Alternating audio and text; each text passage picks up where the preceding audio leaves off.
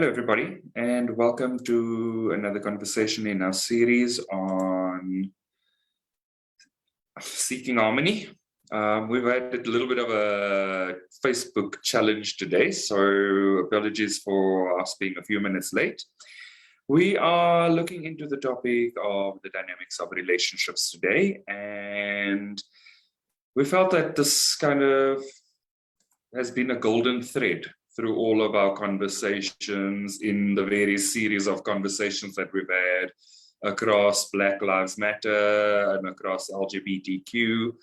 And so we felt that in the conversations that we've had before, the trend has come through around relationships and those dynamics within relationships and of relationships, and also the dynamics of relating. So we've touched on quite a few topics. So I think let's just open it up to the team and see how they feel about the concept of relationships in and of itself, and then how it plays out in some of the topics that we have discussed. So, I mean, we've discussed the relationship between Russia and the Ukraine. We've discussed the relationship between legislation and personal choice.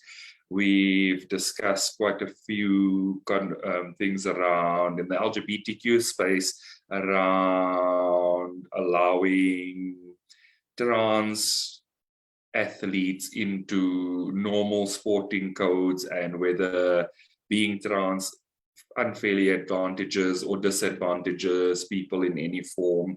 We've spoken to acceptance. We've spoken to the power of our choice. We've spoken to our own personal power, the power of us in relation to systems and our choices. So yeah, this is kind of played out in many spaces, and the core of it is that everything boils down to relationship in one form or another. And the core of it, even just from an observation perspective, is that relationship between us as individuals and the nations that we live in, and then the relationships between those nations. And something that we've also touched on quite a bit in the Seeking Harmony conversation was just how nations tend to be reflective of very complex individuals. So it even speaks to that relationship within yourself and how that reflects at the national level and at the global level. So yeah, it's just been a core thread. We've also seen quite a few things come out in terms of relationships that are very public. So like, for instance, the Oscars incident with Will Smith and Chris Rock and Jada Pinkett Smith. We've also seen the dynamics play out in the trial between Johnny Depp and Amber Heard and those relationship dynamics. So yeah, it's coming through all the time. So yeah, I want to open it up to the team and just get your sense of how that relationship view is showing up for you and what you're observing.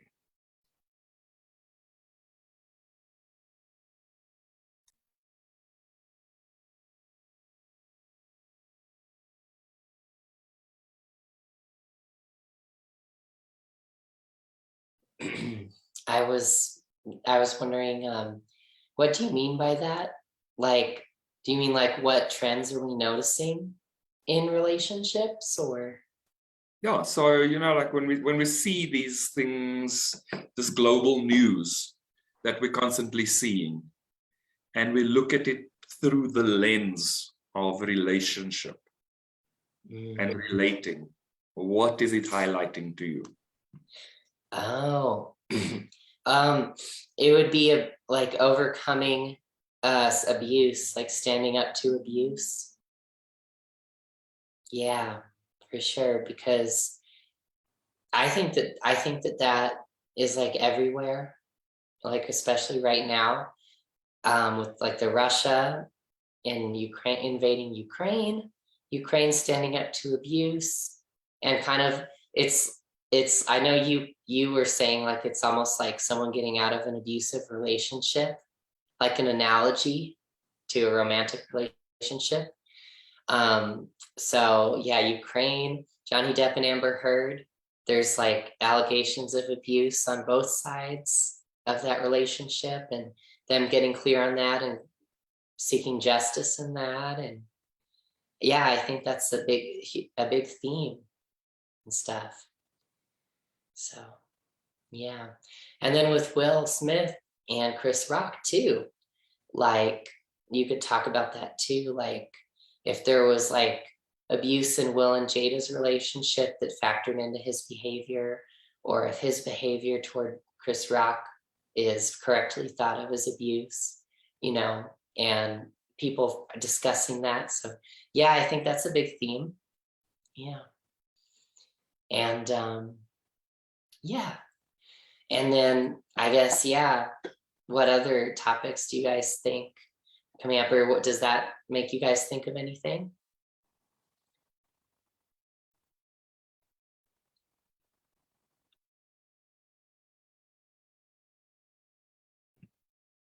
I guess it's making me think of the Buffalo shooting, and I didn't know it was like,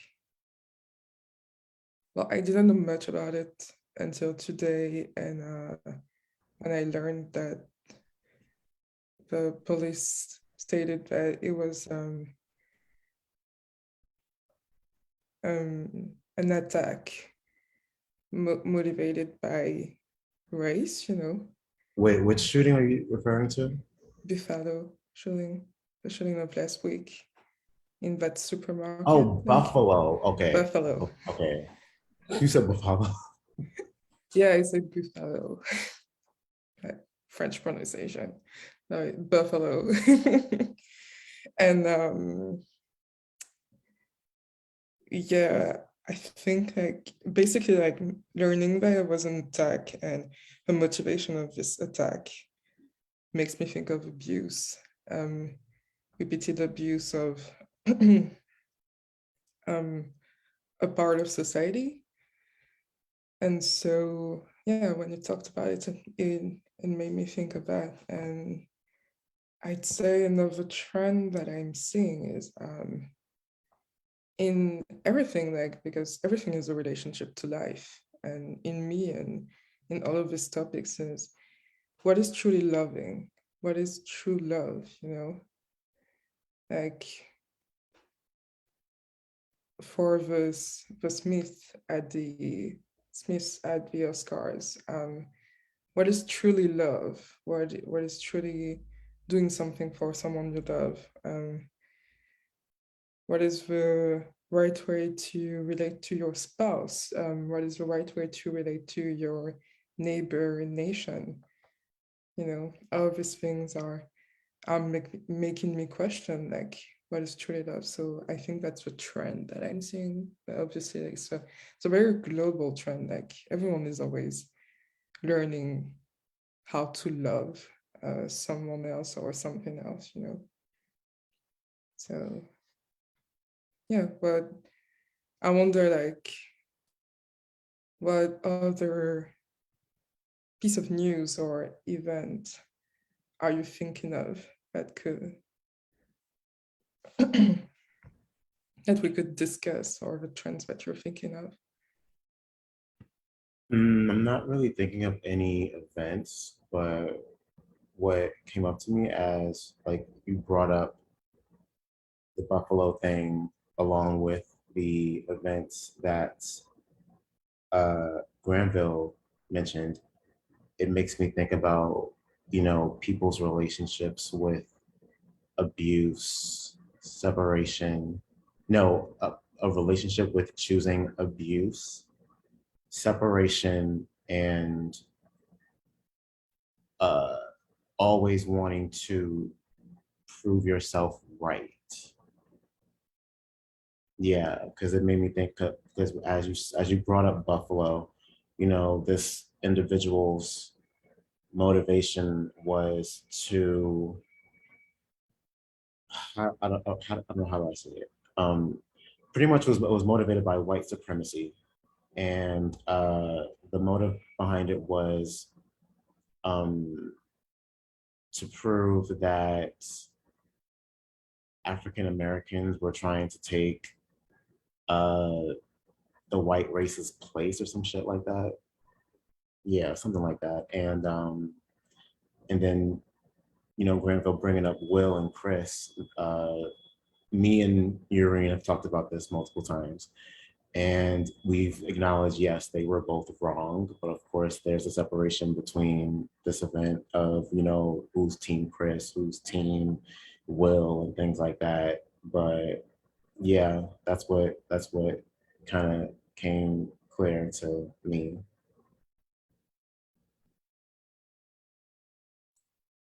Because I think one of the powerful things that's kind of standing out for me is that energy of standing up to tyranny and standing up to abuse and not choosing to be abused. But I think, Deji, you touched on something quite important in that space of people wanting to win at all costs. So almost kind of, for lack of a better expression, oppressing. Yeah, like I'm willing to take you down just to prove myself right. Yeah, you know, it literally, it's that for me, and I've seen it play out in corporates as well, and you know, that energy of win at all costs, that, you know, with sports teams as well, you see the energy of win at all costs, and so there's actually injury in those processes. And so I think Yureen tied it back nicely in terms of like, what is love in this space? What is love when you are playing an opposition sport? Because the idea is to play the game and the ball, not the man. And we're seeing a lot of energy, or well, I'm seeing it playing out in these concepts that are coming up, in the concept of actually playing the man, not playing the game. So there's that energy of winning at all costs, which means literally I have to take you down, or I have to take from you in order to make myself better or create a better space for myself. And we're seeing that kind of energy in the Ukraine conflict, for instance. We're seeing that energy in the conflict with China's advancement in innovation at the cost of relationships and at the expense of relationships. We've seen it in the way people have started disinvesting in China because they don't subscribe to their philosophies in terms of advancement and development and all those kind of things. But we're also seeing the others, you know, like we're also seeing that energy of choosing sides. There's a lot of choosing sides.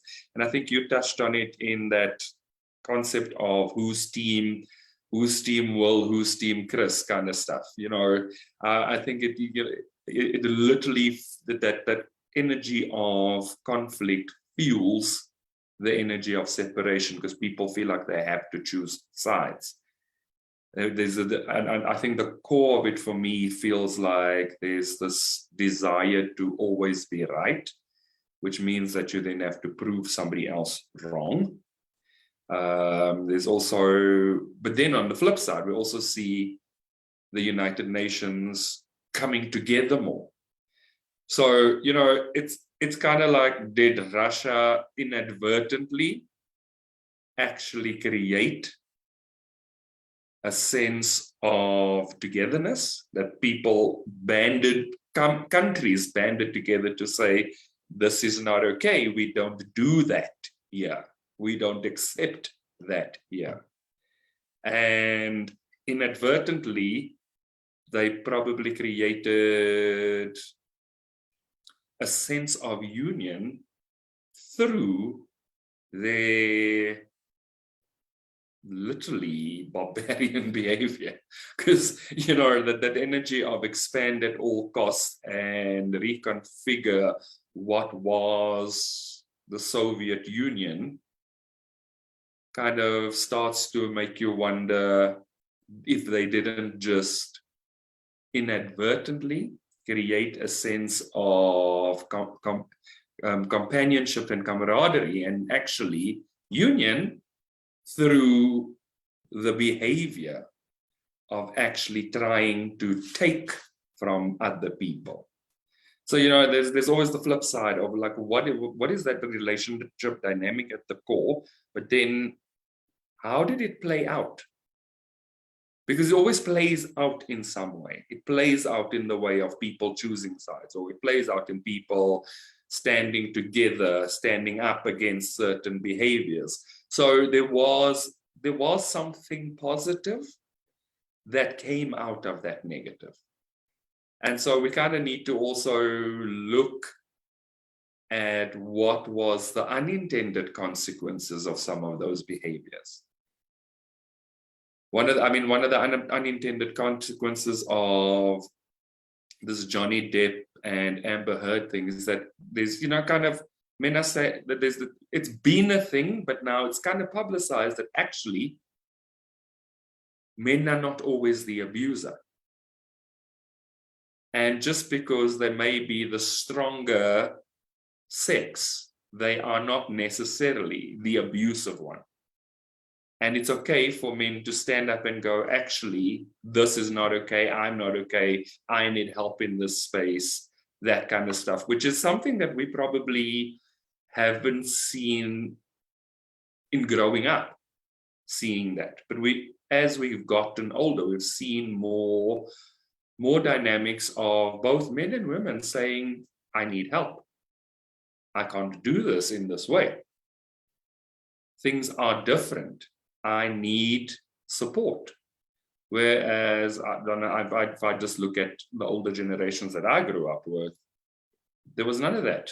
There was always this kind of in the background, behind closed doors conversations that we knew nothing about. And so we just thought people were infallible until we started seeing how fallible they actually are, because we had to start stepping into those spaces and living our lives in those places and realizing that, well, actually some of the things that we may have taught or been taught or even just incorporated in terms of how we've seen other people do it just doesn't work. And then you take the step back and you realize, well, actually they all had their own struggles and they probably weren't as comfortable to say, actually, I need help. I'm not okay. There's more needed here. And yeah, it's something that I've kind of observed in just even how people are raising their kids. They're no longer raising their kids in the sense of you do as I say because I'm the parent. It's kind of more an engagement. It's more reasoning. It's more giving their kids information that they may not have had. So there's two sides to this relationship coin. And I think that energy of choosing sides and somebody having to be wrong so that somebody else can be right is starting to diminish quite a bit. Like, it's still highlighted because, yes, there's news and we see it all the time, but it is also diminishing in that people are starting to relate to other people in different ways.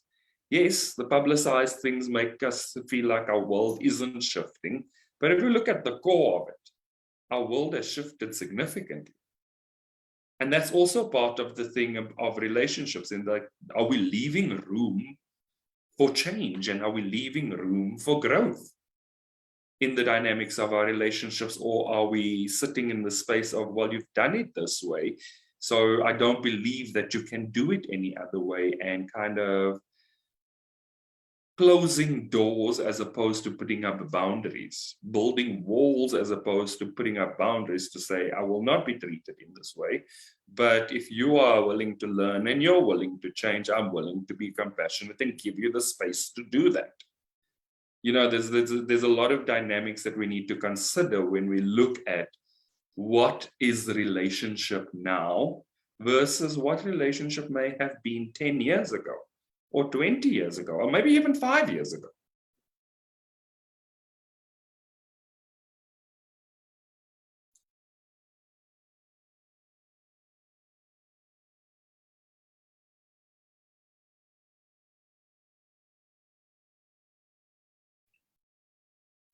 Touched on a lot of things, but I wanted to go back on the response of the United Nations about Russia.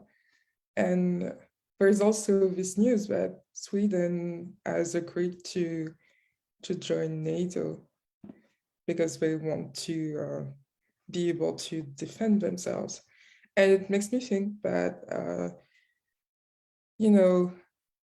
the United Nations before, like during the two big wars, world wars, it was actually called the Society of Nations.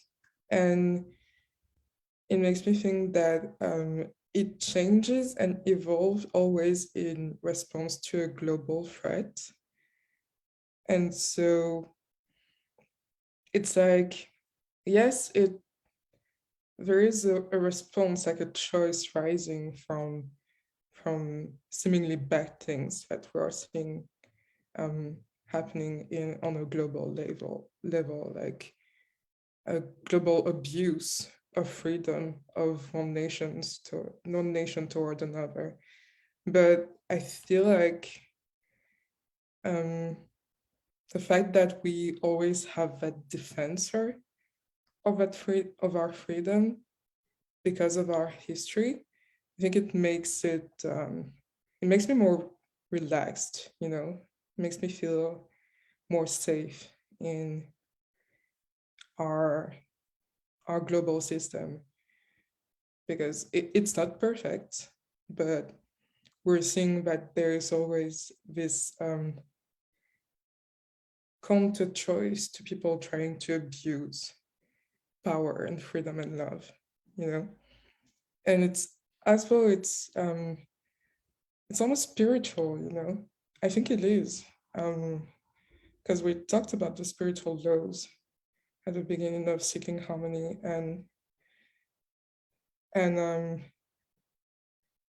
I think the United Nations and even NATO are the illustrations of that, of the power of choice, the choice of like the global world towards freedom and love and peace. And that's the choice that we're seeing in a lot of things, like, for example, the Eurovision Song Contest last weekend was an overflow of love and support towards Ukraine. And it may not seem that important, but in the context of all this news about the United Nations and NATO and like a rising of this power of peace, it's pretty clear what our choice as a planet is, and because of our choice, we are seeing unity and collective action rising from it in response to attack and abuse. This is what I feel. So yeah, I think it's pretty beautiful that we're safe like that, our choice is that powerful,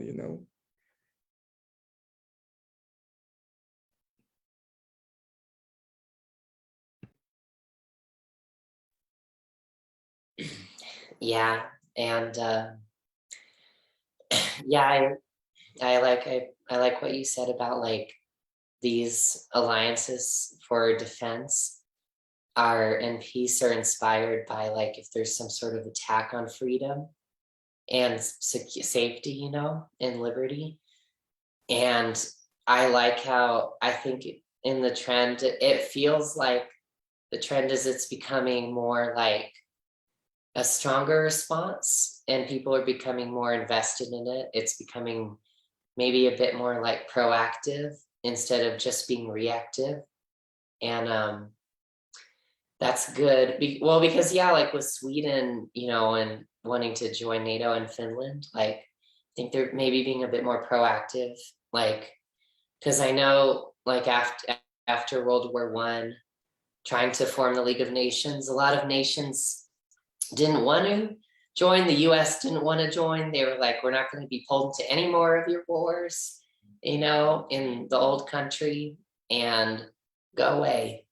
And now our world is like so much more proactive, and knowing that I think it's just like not tolerating abuse more, because, you know, instead of like,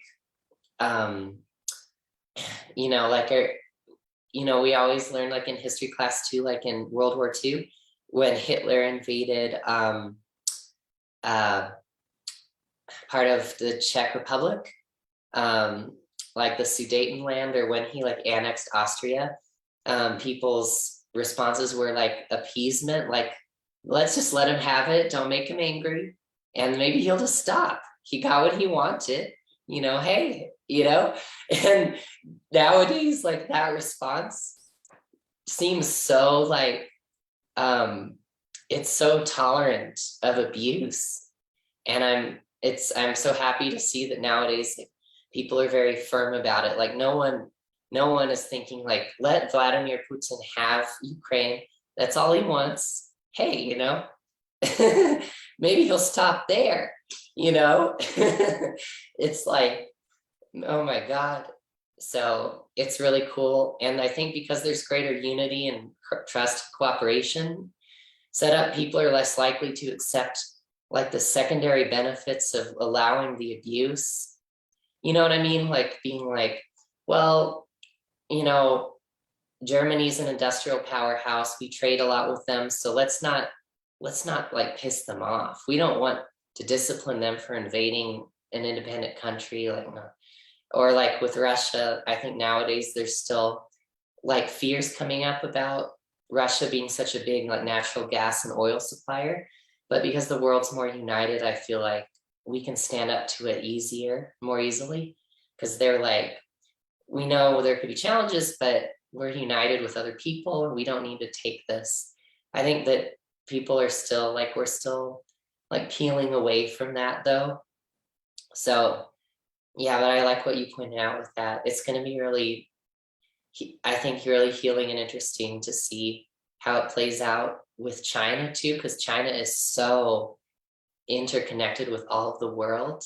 But yeah, and we can play a part in that, like with our healing and our choice too, you know. But yeah, it's really cool. Yeah. One thought I had too, I was wondering is, how is the consciousness evolving in the United States about mass shooting and about like hate crimes, you know, like racially motivated attacks? Because a lot of what I was feeling and noticing in the US is that there's resistance against, and there's mobilization, and there's protest and activism. But I feel when I see a lot of the news about like mass shootings, and especially like racially motivated terrorism, there's a lot of feelings from some people I get of like being like hopelessness almost, or like, this is just how it is in America, you know, and we're doing our best to resolve it. But there's kind of like a, you know, feeling of like, this is a really vexing issue. But I just wanted to know anyone else's perspectives on that, if you were interested in commenting. Like, are we like evolving into a more like belief that we can overcome this? You know, some people just say like gun violence is a part of American society, and it's something that like I don't accept, you know, because it's horrible. So yeah. That was all of the thoughts I had that came up.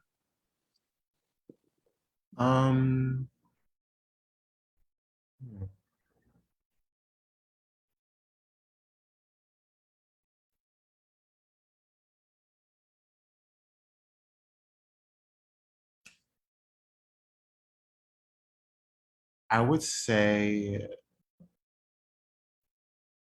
not yet. Only because after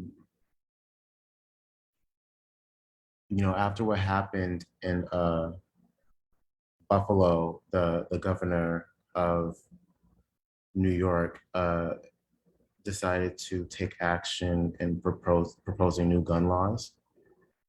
I can't speak for any of the other states because I'm aware of, how conservative that most, I guess you can call them, red states can be, especially, where they're quite comfortable sitting in a place of separation and, again, wanting to prove themselves right about certain laws and political litigations. For example, the whole Republican stop the steal shenanigan thing. And but to answer your question, from my personal perspective, I'm gonna say not yet, because unfortunately, in America, it doesn't hit home for people until it hits personally to them.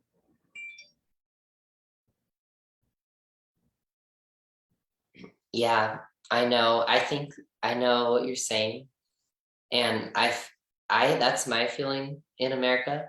But at least I think that like from this little Yeah, because this I think oh, I'm sorry, I just wanted to say like no, I think from this group though, we can like start having a more like faster and more compassionate approach.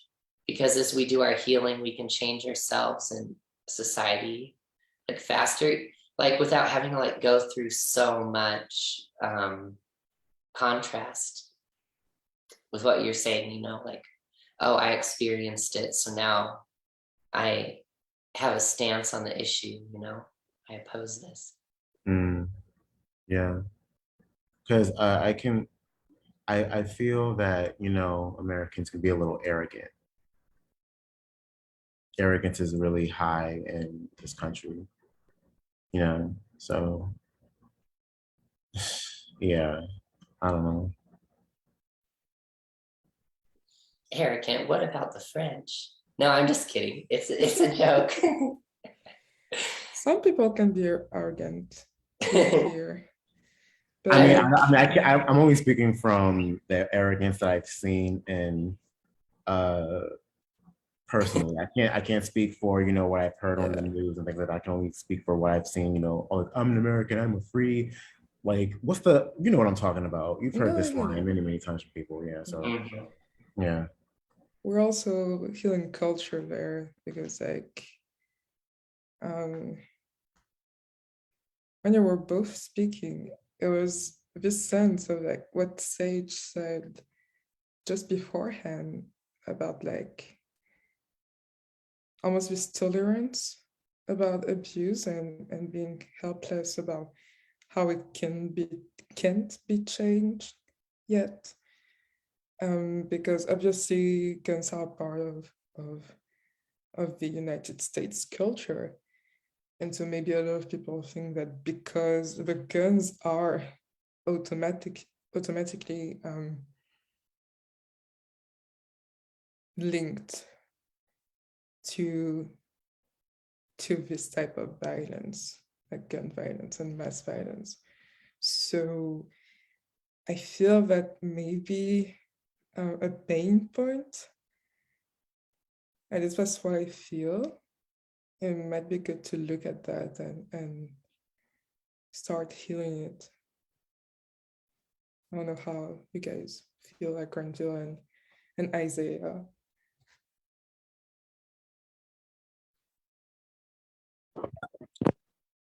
Yeah, I feel that I just agree with what you guys have been saying, and yeah, it like you and Sage were saying, it has to start with the healing. Like it has to start, and it does start with healing ourselves and when we heal this feeling of tolerance of abuse and heal that feeling of, you know, the hopeless feeling, is it has to change. Like, it's just so, like, the shootings in America, it's insane. It's absolutely insane, you know, and it has to change, like, now, and it will, but I feel like we're not seeing more of that because of these feelings that have to be healed, which is the that tolerance of abuse and the yeah, like, kind of just, yeah, just accepting it and the hopeless feeling, you know.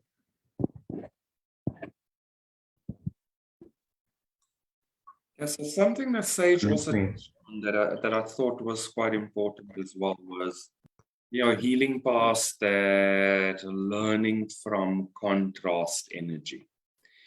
But also, on a level, I agree with that, but I also feel like there's a lot of people that are only really starting to, for lack of a better expression again, really have the sense of the freedom of their choice. And so they are choosing in places where the lesson could probably be learned better. But, you know, it's something that always stands out for me, and that never in the history of learning lessons has one person learned somebody else's lesson.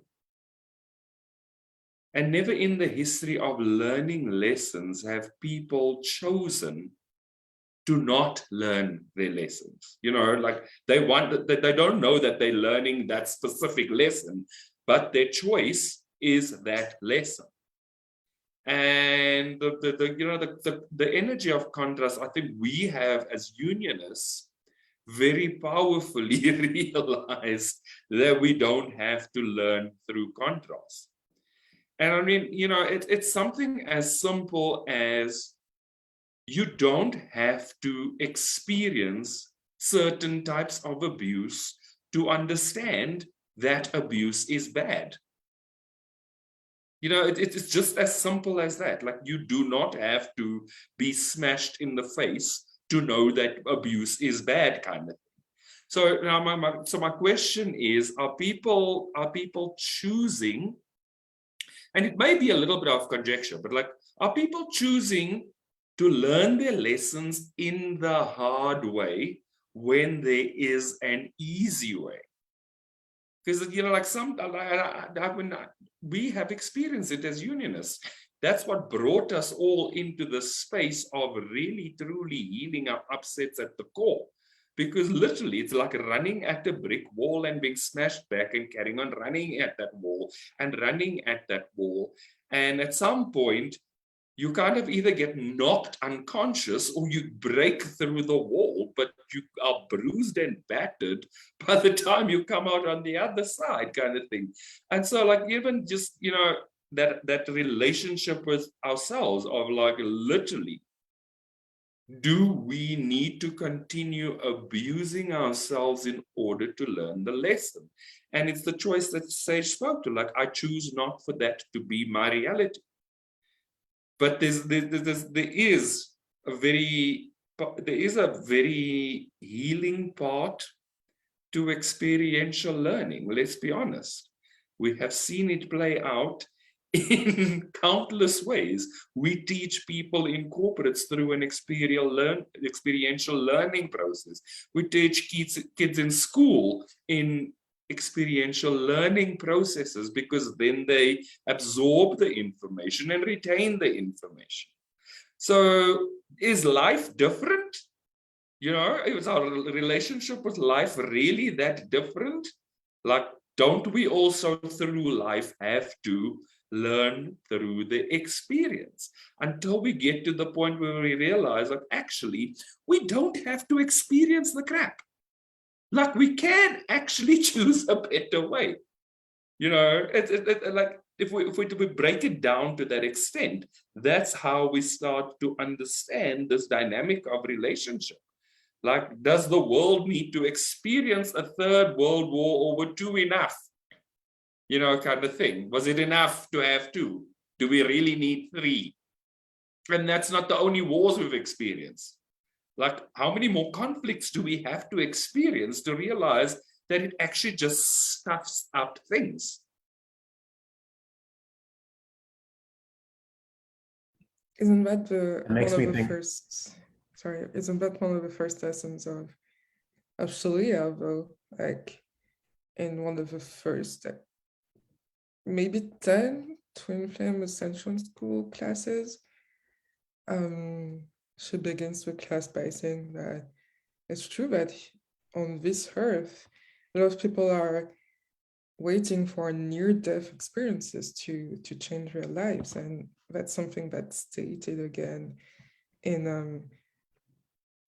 one of Jason and Chris's sermon, like recently, about like the minuscule changes that people want to go through lifetimes, instead of like what we're learning here, which is like massive evolution change through the mirror exercise, through inner work, like lifetimes of natural evolution on a spiritual level. So yeah, I have compassion for like humanity, for trying to change through pain, but I think by healing right here, we will change the trend, like, and turn it over through time. So yeah.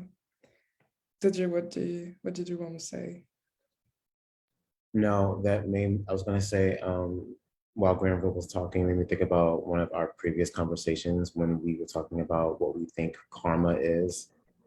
And I remember one of us mentioned, we said that the first thing that came up first was karma's a bitch. And it made me think of like, like why would someone think that? And only because, like Granville said, people have to learn their lesson the hard way. People are choosing to learn their lesson the hard way, which is why they would refer to karma being what they think that is, instead of actually, acknowledging the lesson and learning from it the easy way. Yeah, so that's what made me think about that.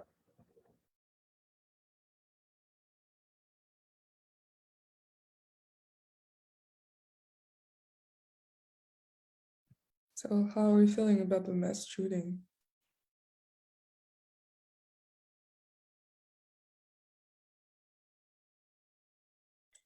So that's something I wanted to actually check in on, because like I understand that, there are all these rights in America, and one of them being the right to bear arms, as far as I understand it.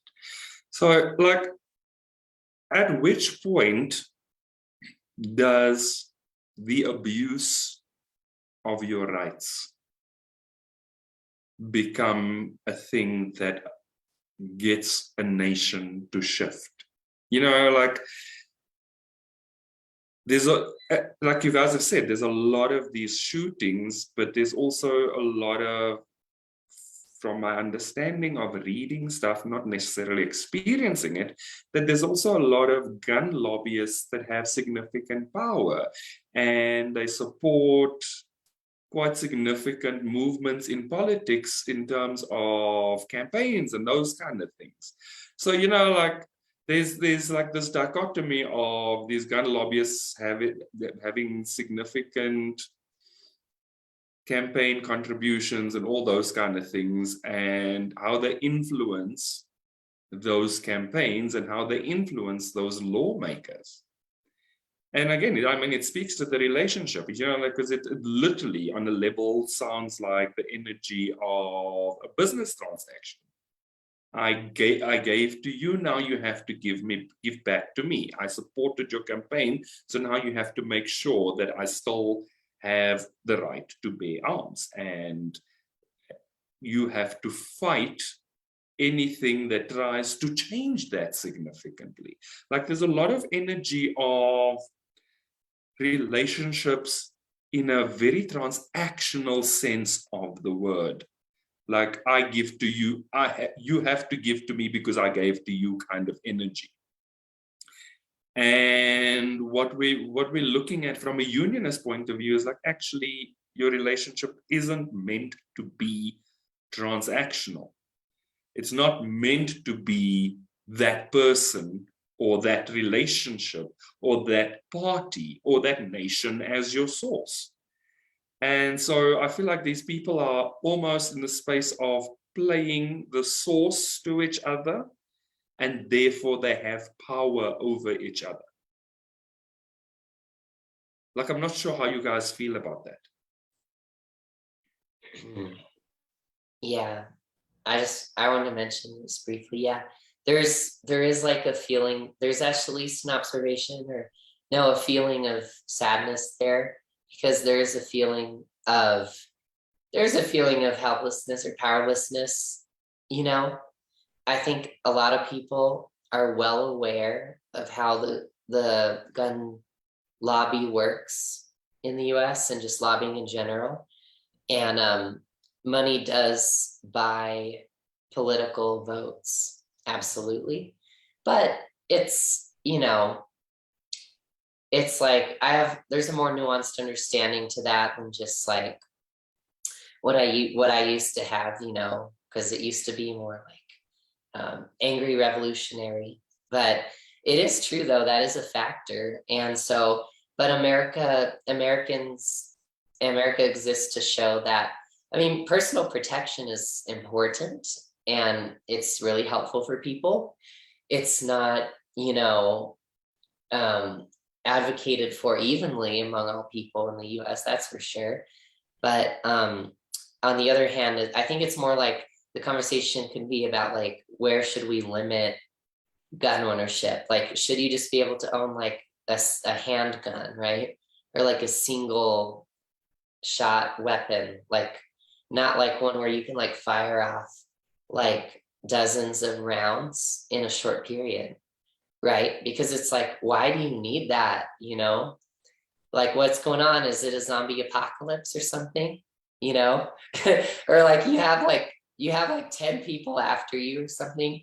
So all that gambling catching up to you. No, just kidding. But just want to add some humor. But yeah, so but it is a debate for like a valid reason. But to me, it does incite some like anger or feelings of powerlessness or sadness, because you're like, yeah, it seems like these powerful forces are at play that kind of keep things in place, so to speak, which I think is the illusion. But yeah, that's how I'm going to add on to that, and I'm going to say that it looks like people are also looking for external validation. Definitely looking for external validation, only because, again, trying to, you know, prove yourself right. And in a place referred to as the land of the free, you know, I'm free, so I'm free to own a gun, and I'm free to roam around with a gun in my pocket. But yeah.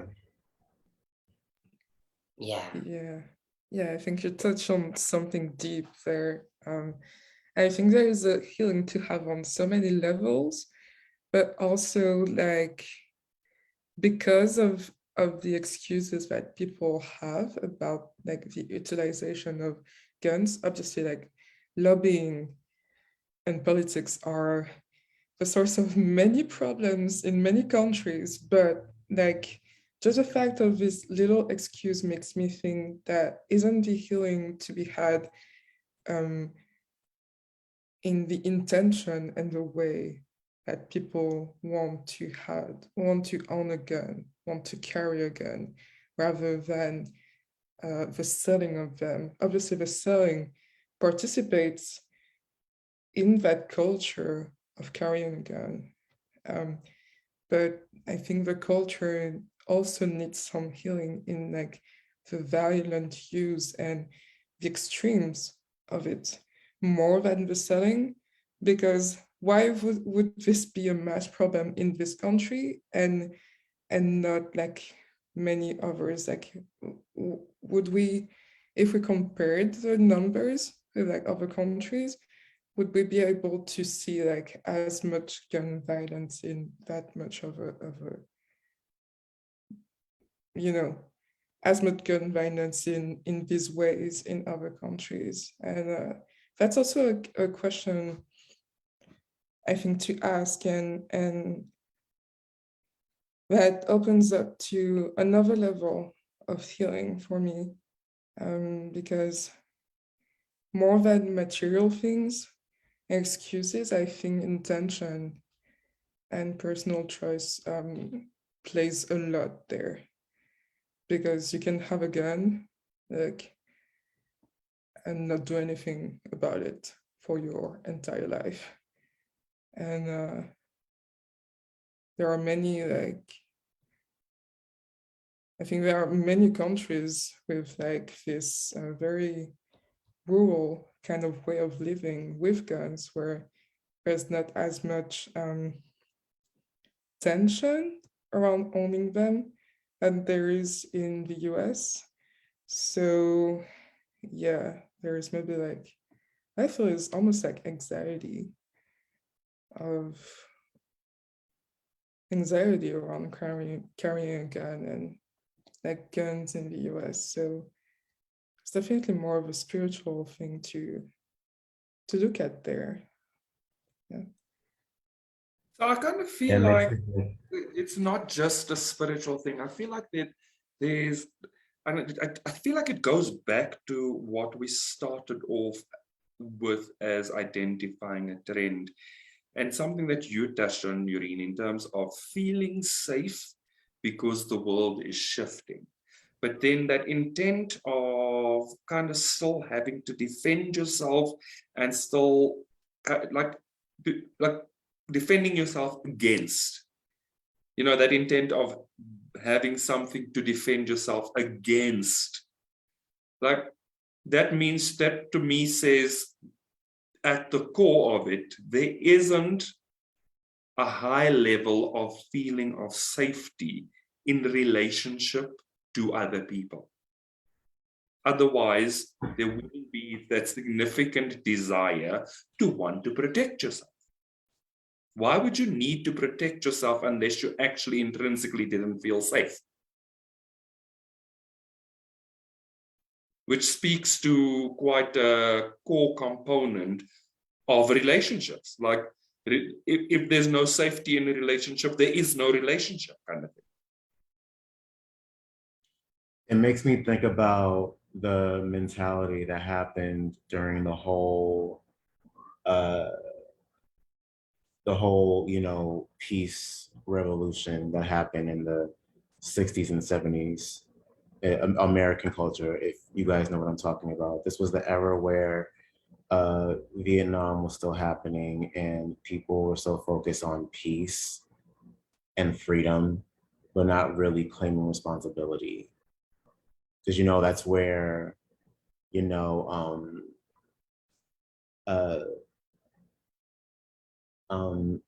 what was this habit that people did back in, like drug abusing and, having unprotected sex with multiple partners and things like that. And people made it like a fad, like it was okay during that time period. And they were just so happy in doing that, I guess, but they didn't really claim the responsibility of the consequences of what happened after. Yeah, that's what makes me think like some people are still stuck in that mentality that comes from a root that they're not really looking at, that was like passed down, you know what I mean? Yeah, it's like Yeah. a message. The message of a culture was good, but there was also numbing out afterwards. Yeah, like a toxic positivity mentality, if you know what I'm talking about. Yeah. No, Positivity I don't without see grounding. it as a toxic positivity. I feel like it's a lot of energy of numbing, like that.